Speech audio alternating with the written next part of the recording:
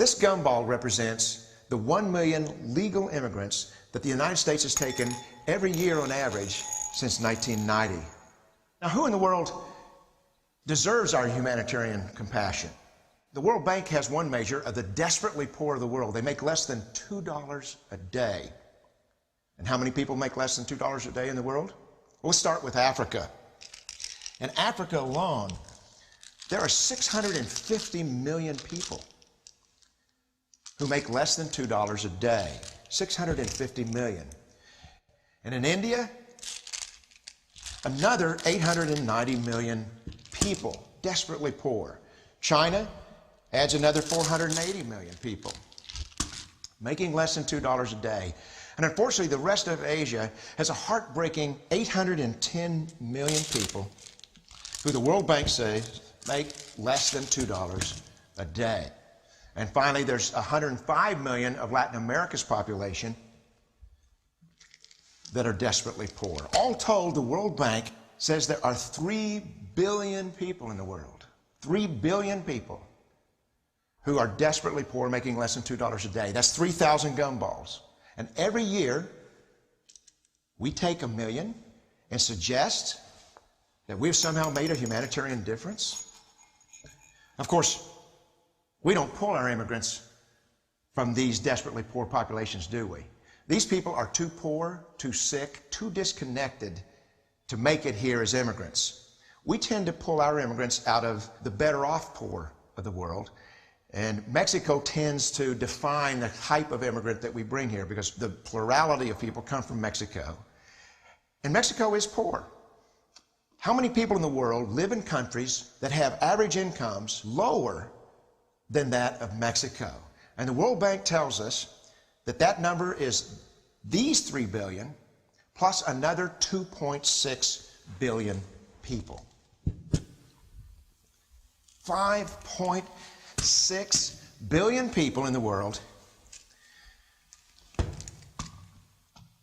who live in countries with average incomes below that of Mexico. That's 5,600 gumballs. And so what is it that the elites are telling us? They're telling us that when we take this 1 million immigrants, that we somehow or another are tackling world poverty. Double our immigration to 2 million a year. We couldn't make a noticeable difference. And we may be really hurting the impoverished people of the world because the 1 million that we do take are among the most energetic, often the better educated, certainly the most dissatisfied people that if they did not immigrate would be the agents for change to improve the lot of all the people in these countries. The true heroes in the global humanitarian field are the people in these countries who have the wherewithal to immigrate to another country, but instead stay in their countries to apply their skills to help their fellow countrymen.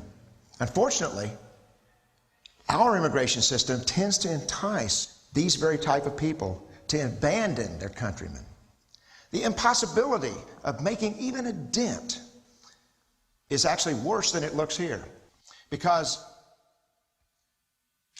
last year, when we took 1 million immigrants, these countries added, births over deaths, 80 million more people into the impoverished population.